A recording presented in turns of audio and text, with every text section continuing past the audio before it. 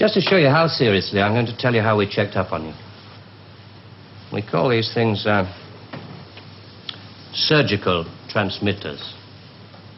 One was fitted inside you when you went into the Charing Cross Hospital 3 years ago.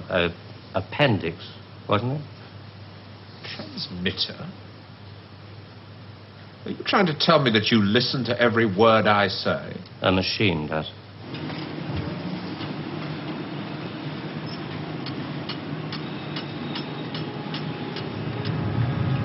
Today, April 14th, 1973. First historic pictures by Radstar of the combined U.S.-Russian landing on the moon.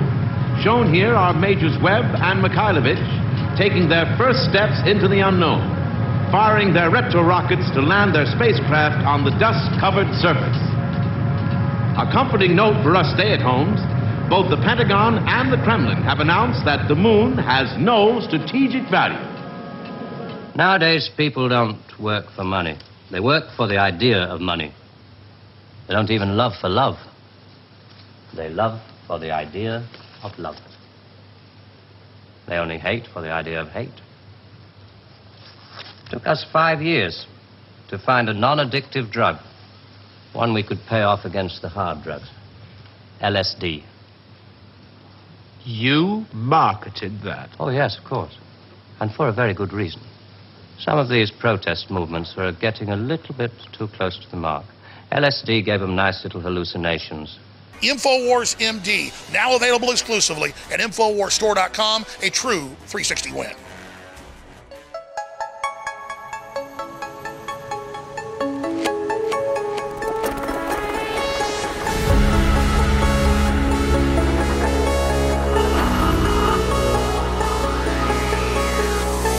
InfoWars, tomorrow's news today.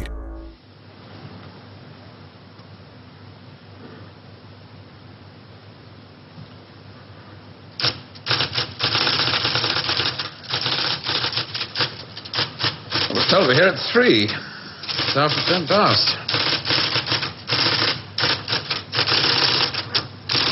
He is in, isn't he? One of the big boys wants to see. He always pulls the same trick. Sends for you at 3 and sees you at 3:15.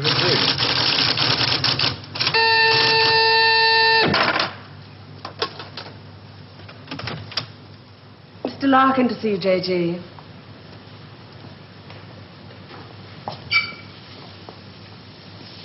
Sorry to keep you. Sit down, Mr. Larkin. Thank you. Do you smoke these things? King of Kings size. Yes. Very surprised we got you to come here, Mr. Larkin.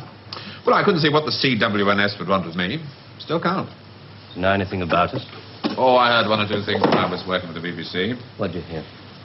CWNS set up midway between the government and the TV companies. Anytime the newsreel boys put out stuff with security classification, wars, weapons, political leaks, they get their film through this office. What do we know about you? Larkin. Robert Santor. Yes, it's a family name. Good family. Good education. But you turned your back on all that, didn't you? Tried a little bit of everything. 1955, you wrote some plays for the BBC, then worked for them as a story editor. 1961, you got a 3-year contract as a director, which you didn't renew. Oh, the BBC weren't paying money. Well, you're in the money now, aren't you? In 1968. There's your flat in Holland Park, your cottage in Hampshire, 2 children. And a dog and a cat who commute with us to the country at weekends. Well, maybe you knew that already. 6 years ago, there were those shows you did on alcoholism, blood sports, slum clearance. People called you bright, very bright. There were other words they used. Hard-hitting, vital. Now you do only 4 shows a year. The critics call them brilliant. They're high in the ratings, and they're, well, they're soufflés. Little soft in the center. Don't think I'm complaining. Oh, you can complain if you want to. Just call it a friendly professional interest. I'd like to know what happened to alcoholism and blood sports. Call it reaching the age of 35. Call it school fees, 2 fixed addresses. Call it Joining the establishment. Call it being a socialist for 15 years in a country that'll never be socialist. Good. There's your wife, Rachel. You married the girl next door. Your 2 children, Rebecca and Daniel, nice little family. 3 years ago, you got yourself a girlfriend. It was serious. Where the hell did you get that, Founder? Just tell me where it stops. Lasted for 18 months. Your wife never knew about it, even when you nearly decided to leave her. Who are you? It's the initials JG, that's all I know. Never met you before in all my life. July the 25th, 1966. You finally decided to break it off with this woman. You said you loved her. You said you loved your children. It was 2 against 1. You had to add it up like that. Sorry, your cigar is burning my desk. Sheila told you all this? We have ways of finding things out. But why? If it's blackmail, the thing won't hold water. It's all in the past. Well, there'd be pain, of course, for Rachel and the children. But you wouldn't get anything else out of it. No, it isn't blackmail. We've just been interested in you for a long time. Interested? You went back to your wife because you said it was 2 against 1. I call that very responsible. We're interested in very responsible people. In fact, we have a little index for them. We call it their power quotient, a ratio of responsibility as against aggression. Yours is very low, 0.2. That's very low, just what we need. Sit down, please. I'm sorry, the language must seem rather strange at first, but we take it very seriously. Just to show you how seriously, I'm going to tell you how we checked up on you. We call these things surgical transmitters. One was fitted inside you when you went into the Charing Cross Hospital 3 years ago. Appendix, wasn't it? Transmitter? Are you trying to tell me that you listen to every word I say? A machine does. Untouched by human hand. There's a little gadget in these things that ties up with the pulse rate. Puts a bleep onto anything that you're excited about saying. British. Power quotient, surgical transmitters, high-speed tape. It's Doctor Who. I'm for the real world, Jack. Good afternoon. I shall just have to give you an example. On July the 26th, 1966, you were talking to this girl, Sheila, about love. You said to her, I quote, "The kind of love I have for you, Sheila, well, it's bed love and it's more. It's staying in bed till 6 p.m. and saying I can't go to the office today. It's eating breakfast at twilight, laughing at leaves on the pavement." I don't believe there's any such thing as these surgical transmitters. You got Sheila to tell you all this, then you wrote it down the way I might have said it. You're a good guesser.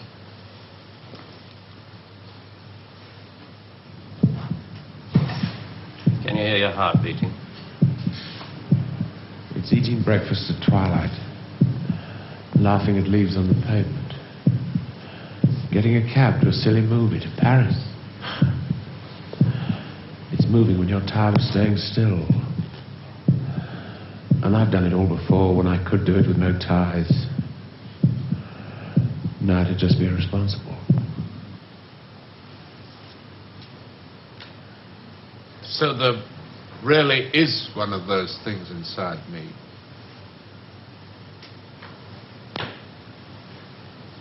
What do you want? We want people with low power quotients. We want them to work for us. Nothing more sinister than that. All this just to offer me a job. Special sort of job. The newspapers talk about the corridors of power, the power elite. Let's just say we'd like you to join the club. Oh. There's a vacancy in our newsreel department.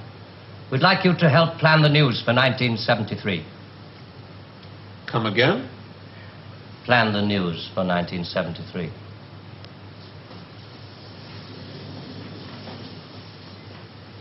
What are you doing? I just want to make sure the sunlight's real.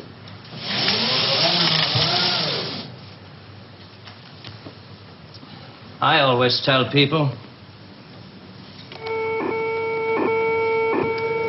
news is the most highly developed form of fiction. The most difficult. Come on. I just want to show you something. There's no obligation to buy. Really. News requires imagination. News requires responsibility. We think you're well qualified. Please. AA security, sprinkler systems and other services do not operate beyond this point.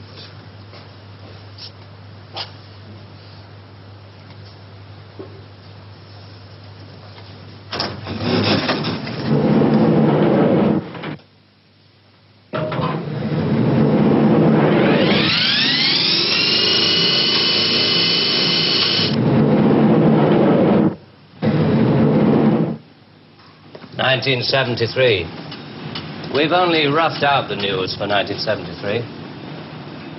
Nothing's been given the go-ahead yet, but this is the kind of thing we have in mind.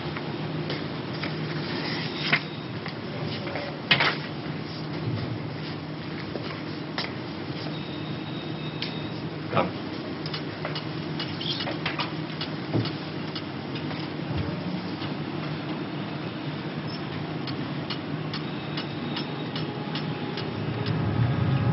Today, April 14th, 1973.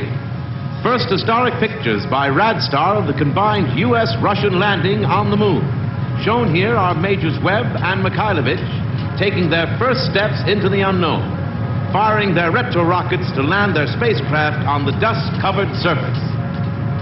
A comforting note for us stay-at-homes, both the Pentagon and the Kremlin have announced that the moon has no strategic value. A comforting note for us to stay at home.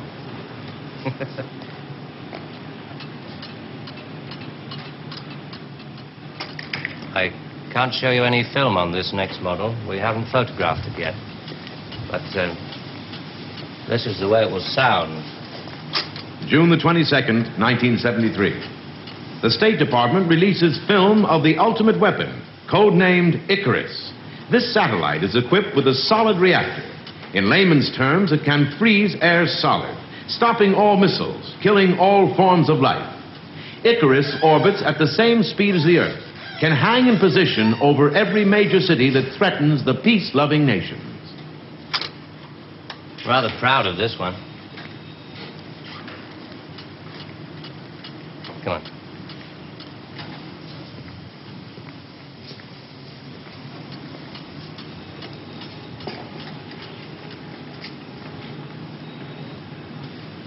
Please, sit down, Mr. Larkin.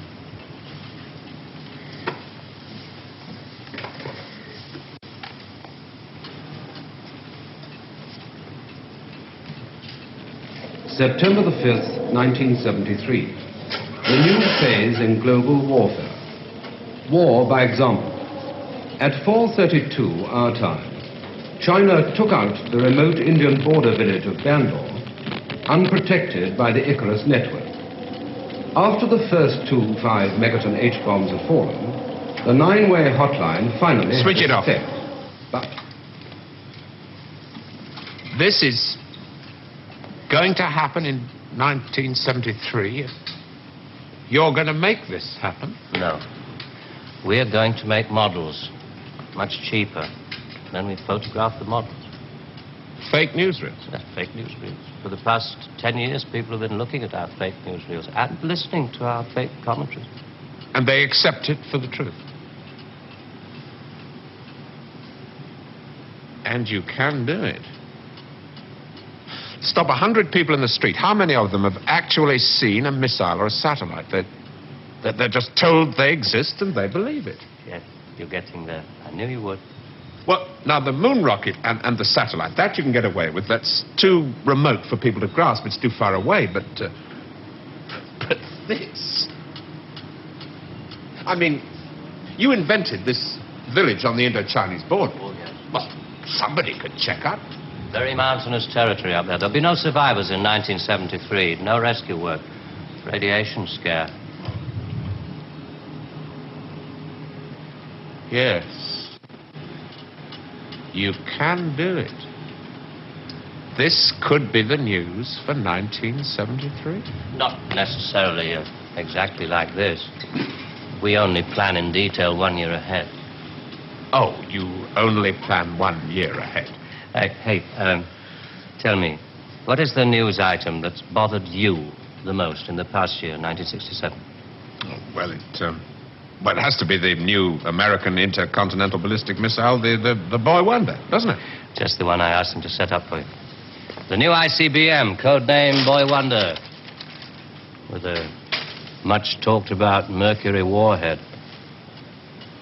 I haven't any special effects up here, but perhaps with the proper sound. Blast off. And Robert Larkin, television director, high IQ, 35 years old, is scared. Scared by nothing. It doesn't work. It's a scientific impossibility. The same goes for the much-talked-about Mercury warhead. Perspex. Well, if this rocket doesn't work, then the others? They have a fireworks party at Cape Kennedy almost every other day. Well, you didn't really believe there were all these things whizzing about up there, did you? Sputniks and rockets. Astronauts crossing their legs for 8 days. How long has this been going on? Since Hiroshima. And the H-bomb, you mean, that doesn't work either? Right. Dirty. Very, very dirty. What was your first reaction? Relief. Oh, yes. Yes, it has to be relief.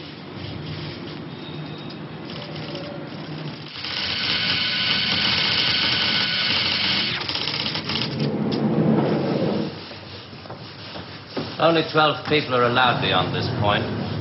Most of them work in the photographic department, taking phony newsreel pictures of our models and processing film and so on. Sit down, please.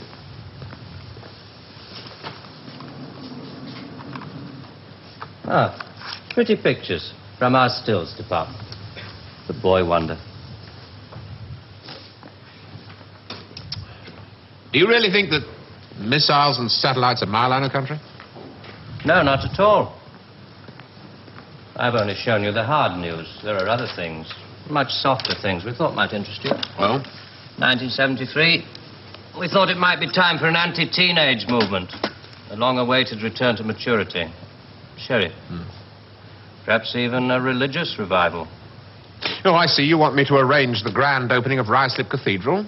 1st of October, 1973. Mark the date down in my 10-year diary.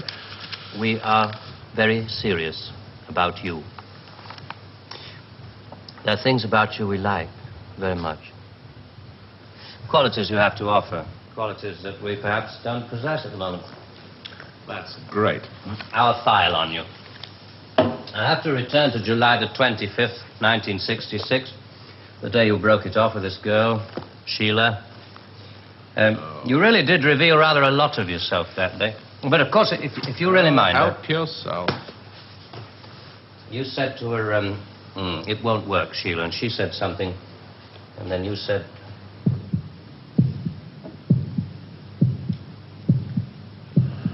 You remember I went away with Rachel and the kids to the seaside? It was midweek, and this huge stretch of sand was empty. Just a circle of footprints around 3 sand castles and tracks out to sea. The whole damn day of my family marked out in front of me. The sun was going down. Rachel kept calling the kids to get dressed. She picked up buckets and spades, corny bloody things like that. I was up at the car. I looked at those footprints, and I knew those people were slipping away. There were things I could tell them. We rather like that bit about footprints. You see, in this job, some of us have got rather a long way away from the idea of footprints in the sand. Those footprints were made by my children. Now, you want me to scare the hell out of them with every bomb from A to H inclusive. Well, why? I mean, when did it all start? 1945. You may remember the Americans let off their 2 atomic bombs. Well, they didn't want other people doing the same thing. I mean, you do see that, don't you? Oh, I don't know. Well, to scare the people off, the Americans put it out that the atomic bomb was halfway along the line to something much bigger, the hydrogen bomb. It didn't work. They spent 5 years in negative research. Well, what about the Russians? They're supposed to have quite a pile of these things. We were surprised when they started their tests. Then we got a few feelers from their Secret Service. Nowadays, we work very closely together. Oh, all these stories about spies going off to Russia. Mr. Philby, remember? Just good copy for the Sunday papers. Good copy. Well, the Chinese. I mean, they've just announced their bomb. Yeah, we played along with it. We recorded their phony explosion. We're rather hoping the Chinese will come along, complete the pattern, you know.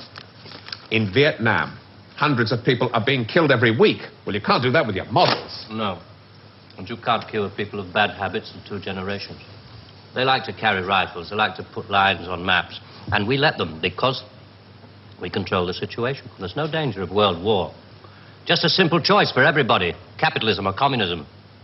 Strawberry or vanilla. It all adds up to the same thing now we've got rid of the big bangers. Well, how can you be sure that Johnson, Kosygin aren't working on other things? Poison gases, bacteria. Pathetic man of your intelligence. You don't want to destroy the world. Neither do I. What makes you think that presidents are different? Well, they've made some pretty good stabs at it in the past. There wasn't the right sort of control then. Nowadays we know better. Politicians are easy to control. The grosser mentality boys who like to be photographed getting in and out of Daimlers in Whitehall. They come right at the bottom of our organization. A few rungs up the ladder, there are the people in the top secret factories. Just those in a position to know they're making weapons that don't really work. But there must come a time when somebody wants to use one of those weapons. I mean, somebody is standing there with a finger on the button. Well, that's the beauty of it. Nobody presses the button. We control all the crises. We build them up and we shut them down. We? Again? Yeah, I'm coming to that. Near the top of the hierarchy, there are the economists, top civil servants, top brass in the military. Those men who are supposed to view the nuclear tests and so on. And above them, CWNS. Right at the top. Classified World News Service. Just who the hell are you? It's obvious, isn't it? Just a very few of the top people in communications in every major country in the world. Oh, you mean you run all these magazines? No, of course not. We just get them to take some of our copy every week. Television is much more important to us. It all happens so quickly. You say you can put out what pictures you like on television. Doesn't anybody try to stop you? No, nobody wants to. 99.386% of the population wouldn't believe this conversation. And the rest are working for us. And they're the top minds, the really responsible people. They know they're guaranteeing the lives of their grandchildren the only foolproof way. Scaring the hell out of their grandchildren. Well, I won't buy it. You must admit there has to be some kind of control in this world of ours. Look at this. And remember that 1/4 of the world is starving. There are the full bellies and the empty bellies. Some of the empty bellies carry rifles. Well, we full bellies are getting a bit flabby. We're not very good with rifles anymore, so we've devised 2 ways to keep the empty bellies under control. One of them is this fictitious hydrogen bomb we've talked about. The other one is money.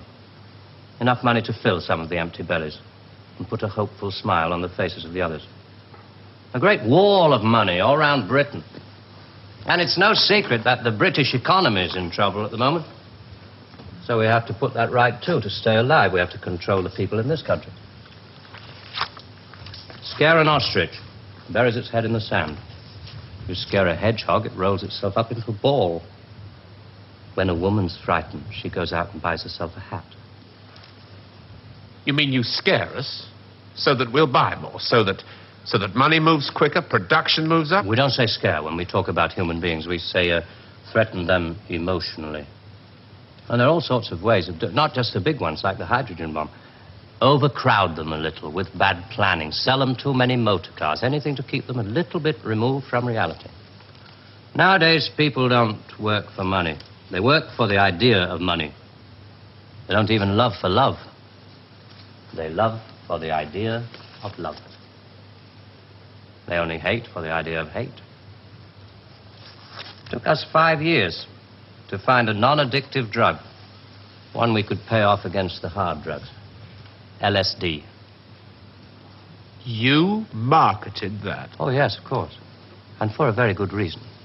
Some of these protest movements were getting a little bit too close to the mark. LSD gave them nice little hallucinations. Made them talk like 3-year-olds. Throw flowers at policemen. Shall we talk terms? You're not still going to ask me to work for you? I'm afraid I've had to put all this rather bluntly. You see, there wasn't really very much time. It must be rather a shock. Most people realize that the world is controlled from about 6 big cities. But it must be rather shocking to learn that a sixth of the world is controlled from this building. You mean you? Oh, no. I only rate an office on the 7th floor. There are 2 other offices above this one. And a giant computer system. Link number 4 in world control. A computer? Well, what's so remarkable about that? It's just a machine that can store a vast amount of information. A machine that knows too bloody much. Now you're being hysterical about it. The computer's very simple. You feed data into it. Anything from the Wall Street closing prices to the North Atlantic weather reports. And you get decisions. That machine's taken you over. It's just a machine. Extra hands for the people who know how to control it. Well, this one above us, it's square in a box. Yeah, I suppose you could call it square in a sort of a box.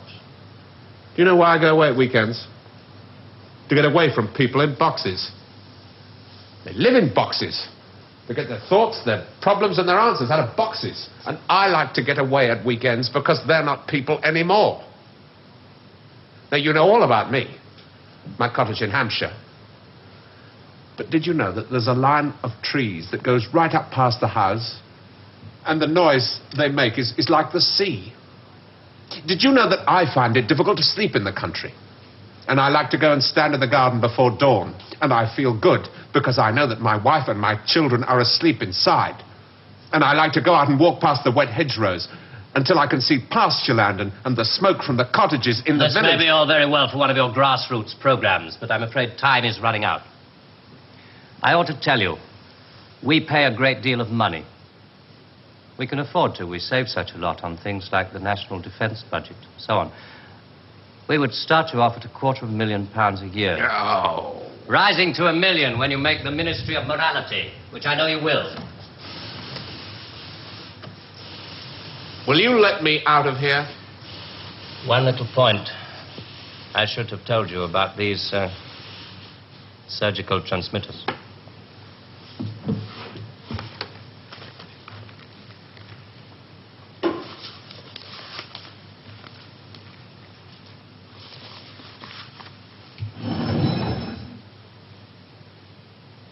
There's enough of this stuff inside you at this moment to kill 6 people. There's a button we can press. I'm sorry about the dramatics. Our boys call these things the oral contraceptive. Keeps them from talking too much. So there must be one of those transmitters inside you. Who presses the button? Extra hands. All this stuff about the computer being extra hands for the men who know how to control it. That machine controls you.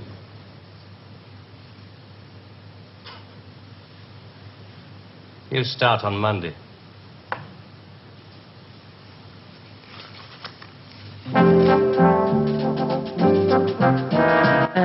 controversial classics from Dennis Potter next.